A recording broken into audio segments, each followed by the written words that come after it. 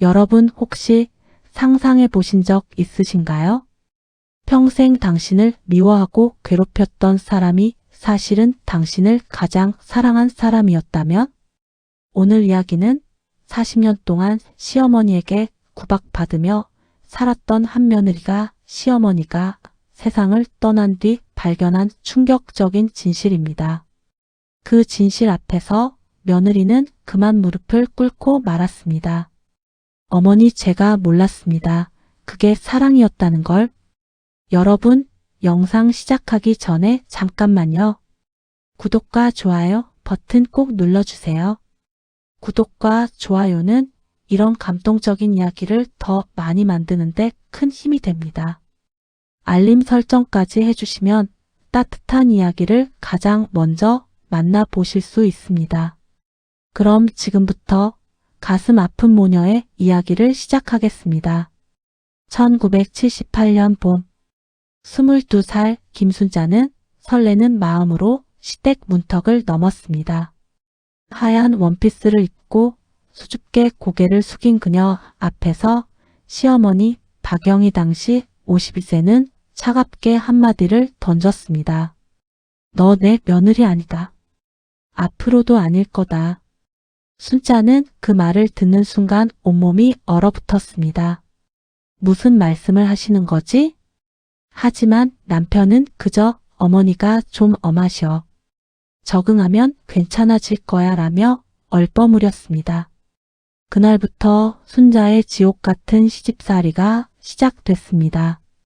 아침 5시에 일어나 밥을 하고 시어머니의 수발을 들고 집안일을 하고 밭일까지 도맡았지만 시어머니의 입에서 나오는 건 욕과 핀잔뿐이었습니다. 이게 밥이냐? 걔도 안 먹겠다. 빨래도 제대로 못해? 이러니까 친정에서도 내보낸 거지. 우리 아들이 불쌍해서 어떡하냐. 이런 며느리를 데려와서. 순자는 참았습니다. 시집 온 지 한 해, 두 해, 세월이 흘려도 시어머니의 태도는 여전히 변하지 않았습니다. 명절이 다가오면 수십 가지가 넘는 음식들을 혼자서 준비하고 만들어도 이게 음식이냐며 상을 엎기 일쑤였고 손주를 낳아도 제대로 키우거나 해라며 늘 야단을 치셨습니다. 이상한 건 다른 며느리들에게는 그렇게까지 심하지 않다는 것이었습니다. 큰 며느리에게는 수고했다며 용돈도 쥐어주고 셋째 며느리에게는 고생 많았어라며 격려도 했습니다. 하지만 둘째 며느리인 순자에게만은 유독 차갑고 모질었습니다. 순자는 밤마다 이불 속에서 울었습니다. 내가 대체 뭘 잘못했길래 왜 나만 이렇게 미워하시는 거지? 남편에게 하소연해도 소용없었습니다. 그냥 참아. 우리 어머니 성격이 원래 그래. 네 탓이 아니야. 하지만 순자는 알고 있었습니다. 이건 단순한 성격 문제가 아니었습니다. 이 사람은 나를 진심으로 미워하고 있어. 순자는 그렇게 확신했고 세월이 흐를수록 그 확신은 더 단단해졌습니다. 20년, 30년, 40년. 순자는 환갑을 넘기고 시어머니는 90을 넘겼습니다. 하지만 관계는 끝까지 회복되지 않았습니다. 시어머니는 치매가 와서 가족들 얼굴을 하나둘 잊어갔지만 순자를 볼 때만큼은 또렷한 눈빛으로 말했습니다. 너 여긴 왜 왔어? 너는 우리 집 사람 아니잖아. 순자는 그 말을 들을 때마다 가슴에 못이 박히는 것 같았습니다. 평생 나는 이 집에서 환영받지 못했구나. 그리고 2023년 가을, 박영희는 94세의 나이로 세상을 떠났습니다. 불레야 어머니 돌아가셨어. 남편의 전화를 받은 순자는 이상하게도 눈물이 나지 않았습니다. 아무런 감정도 느껴지지 않았습니다. 그래 드디어. 순자는 스스로도 놀랐습니다. 사람이 죽었는데 이렇게 담담할 수 있다는 게. 하지만 어쩔 수 없었습니다. 40년 동안 쌓인 상처는 눈물조차 말라버리게 만들었습니다. 장례식장. 순자는 검은 상복을 입고 조문객들을 맞이했습니다. 큰며느리는 눈물을 흘리며 어머니, 어머니 하고 울부짖었고 셋째 며느리도 흐느끼며 영정 사진 앞에서 절을 올렸습니다. 하지만 순자는 눈물 한 방울 흘리지 못했습니다. 조문객들은 수군거렸습니다. 둘째 며느리는 왜 안 오는 거야? 아무리 그래도 시어머니인데 너무한 거 아니야? 원래 사이가 안 좋았나 봐. 순자는 그 소리들을 들으면서도 아무런 반응을 하지 못했습니다. 울고 싶어도 울 수가 없었습니다. 가슴 속에는 슬픔이 아니라 억울함과 분노 그리고 해방감 같은 것들이 뒤섞여 있었습니다. 이제 끝났구나. 이 긴 고통이. 장례식이 끝나고 3일장을 치르는 동안 순자는 기계처럼 움직였습니다. 음식을 나르고 손님들을 맞이하고 상을 치웠습니다. 하지만 마음 한구석에서는 계속 이상한 감정이 올라왔습니다. 왜 나만 그렇게 미워하셨을까? 그 질문은 끝까지 풀리지 않은 채 남았습니다. 장례가 끝난 지 일주일 뒤 남편은 어머니의 방을 정리하기 시작했습니다. 여보, 이것 좀 봐. 남편이 들고 온 건 낡은 나무 서랍장이었습니다. 어머니가 평생 아무에게도 열어주지 않던 그 서랍. 남편은 열쇠를 찾아 조심스럽게 서랍을 열었습니다. 그 안에는 오래된 편지들, 낡은 사진들, 그리고 작은 헝겊 주머니 하나가 있었습니다. 이게 뭘까? 남편이 주머니를 열자 그 안에서 색바랜 아기 사진 한 장이 나왔습니다. 순자는 그 사진을 받아들고 깜짝 놀랐습니다. 이게 사진 속 아기는 하얀 한복을 입고 있었고 왼쪽 볼에 작은 점이 하나 있었습니다. 순자는 본능적으로 자신의 왼쪽 볼을 만졌습니다. 거기에도 똑같은 점이 있었습니다. 이거 설마. 남편이 사진 뒷면을 확인했습니다. 거기에는 희미한 글씨로 이렇게 적혀 있었습니다. 순자 돌잔치 1957년 3월. 순자는 숨이 멎는 것 같았습니다. 이게 제 돌잔치 사진이라고요? 그런 것 같은데. 하지만 이해할 수 없었습니다. 순자는 어릴 때 고아원에서 자랐습니다. 친부모에 대한 기억도 없었고 돌잔치 사진 같은 것도 본 적이 없었습니다. 그런데 왜 시어머니가 자신의 어린 시절 사진을 가지고 있는 걸까요? 순자의 손이 떨렸습니다. 여보, 이게 대체 무슨 일이에요? 남편도 당황한 표정이었습니다. 잘 모르겠어. 어머니가 왜 이걸 가지고 계셨는지. 그때 주머니 안에서 접힌 종이 한 장이 더 나왔습니다. 남편이 조심스럽게 펼쳤습니다. 노란 종이에 떨린 손글씨로 적힌 편지였습니다. 그리고 그 편지의 첫 문장을 본 순간 순자는 그 자리에 무릎을 꿇고 말았습니다. 순자야, 미안하다. 네, 엄마가 너무 못되게 굴어서 정말 미안하다. 순자의 눈에서 눈물이 쏟아지기 시작했습니다. 편지는 떨린 글씨로 계속 이어졌습니다. 순자야, 엄마가 너를 고아원에 맡긴 건 1957년 겨울이었다. 내가 태어난 지 겨우 6개월 되었을 때였지. 엄마는 내 친아빠에게 매일 맞으면서 살았단다. 그 사람은 술만 마시면 나를 때렸고 심지어 너까지 해치려고 했어.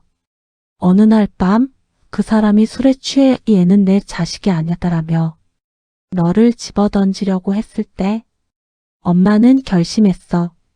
이 집에 있으면 너도 나도 죽는다고. 그래서 너를 품에 안고 도망쳤어. 겨울 찬바람 속에서 너를 안고 걸어서 고아원 앞까지 갔지. 너를 내려놓으면서 엄마는 생각했어. 여기라면 우리 순자가 안전하게 자랄 수 있을 거야. 엄마는 너를 버린 게 아니야. 너를 살리기 위해 선택한 거였어.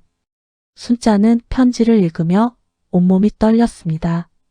남편이 순자의 어깨를 붙들어 주었습니다. 편지는 계속됐습니다. 그 후로 엄마는 새로운 삶을 시작했어. 너를 버렸다는 죄책감에 미칠 것 같았지만 살아야 했어. 그러다가 너의 지금 시아버지를 만나 재혼했지. 하지만 문제가 있었어. 그 사람은 내 과거를 알고 있었지만 아이까지 데려오면 안 된다고 했어. 폭력적인 전남편의 피를 받은 아이를 받아들일 수 없다고. 엄마는 선택해야 했어. 새로운 가정을 만들 것인가 아니면 너를 찾아갈 것인가. 엄마는 겁쟁이였어. 너를 찾으러 가지 못했어. 그냥 멀리서라도 내가 건강하게 자라기만을 빌었지. 그렇게 20년이 흘렀어. 그리고 1978년 봄, 너를 다시 만났어. 우리 둘째 아들의 신부로. 처음 너를 봤을 때 엄마는 숨이 멎는 줄 알았어. 왼쪽 볼에 점, 내 웃는 모습, 내 목소리. 모두 내가 기억하는 그대로였어. 순자다 우리 딸이다. 하지만 엄마는 아무 말도 할 수 없었어. 이미 늦었어. 시가 식구들에게는 절대 말할 수 없는 비밀이었고 너도 나를 엄마로 기억하지 못했어. 엄마는 그때 결심했어. 차라리 너를 밀어내자. 너를 미워하는 척하자. 그래야 너도 나를 미워하고 우리 사이에 거리가 생기고 그럼 이 비밀이 절대 드러나지 않을 거라고. 그래서 엄마는 일부러 너에게 모질게 굴었어. 내가 해준 밥에 트집 잡고 내가 정성껏 준비한 음식을 내팽개치고 너를 며느리도 아니다라고 말했어. 내가 멀어질수록 비밀은 안전하다고 생각했어. 하지만 순자야, 매일 밤 엄마는 울었어. 너를 안아주고 싶었어. 수고했다, 고마워, 사랑한다 말하고 싶었어. 하지만 할 수 없었어. 그 말을 하는 순간 모든 게 무너질 것 같았어. 순자야, 미안하다. 정말 미안하다. 엄마가 너무 겁이 많았어. 너를 지키려다가 오히려 너에게 상처만 줬구나. 이제 엄마는 곧 떠날 것 같아. 떠나기 전에 이 편지를 남긴다. 언젠가 내가 이 편지를 읽을 날이 오면 엄마를 용서해 주겠니? 엄마의 모진 말들이 사실은 사랑이었다는 걸 믿어주겠니? 엄마는 평생 너를 사랑했어. 사랑한다, 우리 딸 순자야. 편지는 거기서 끝났습니다. 순자는 편지를 가슴에 안고 그대로 바닥에 주저앉아 울부짖었습니다. 어머니, 어머니, 엄마. 40년 동안 참았던 눈물이 터져 나왔습니다. 남편도 함께 울었습니다. 어머니 왜 말씀을 안 하신 거예요? 왜? 다음 날 순자는 시어머니의 산소를 찾아갔습니다. 아니, 이제는 엄마의 산소였습니다. 순자는 무덤 앞에 무릎을 꿇고 흙을 어루만졌습니다. 엄마, 저예요, 순자. 이제야 알았어요. 왜 저만 그렇게 대하셨는지, 왜 항상 차갑게 하셨는지. 그게 다 저를 지키기 위한 거였죠. 엄마가 저를 미워한 게 아니라 너무 사랑해서 그렇게밖에 할 수 없었던 거죠. 순자의 목소리는 떨렸습니다. 엄마 미안해요. 저도 엄마를 40년 동안 원망했어요. 왜 나만 미워하시나? 왜 나만 괴롭히시나? 미워했어요. 근데 이제 알았어요. 엄마가 얼마나 힘드셨을지, 매일 밤 얼마나 우셨을지, 딸을 앞에 두고도 딸이라 부르지 못하는 게 얼마나 가슴 아팠을지. 순자는 눈물을 흘리며 계속 말했습니다. 엄마 용서해 주세요. 제가 엄마 마음을 몰라서, 차갑게 대해서, 엄마 돌아가실 때도 눈물 한 방울 안 흘려서 정말 죄송해요. 바람이 불었습니다. 마치 엄마가 대답하는 것처럼 따뜻한 바람이었습니다. 순자는 무덤 앞에 꽃을 놓고 절을 올렸습니다. 엄마, 이제는 제가 당당하게 말할게요. 저 엄마 딸이에요. 박영희의 딸 김순자예요. 40년 늦었지만 이제 엄마를 엄마라고 부를게요. 사랑해요, 엄마. 그리고 고마워요. 저를 살려주셔서, 저를 지켜주셔서, 평생 제 곁에 계셔주셔서 정말 고마워요. 순자는 한참을 무덤 앞에 앉아 있었습니다. 그리고 천천히 일어나 집으로 돌아왔습니다. 그날 밤, 순자는 엄마의 사진을 거실 한가운데에 걸었습니다.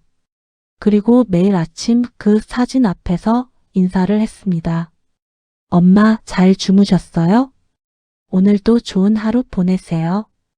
남편은 그런 순자를 보며 조용히 말했습니다.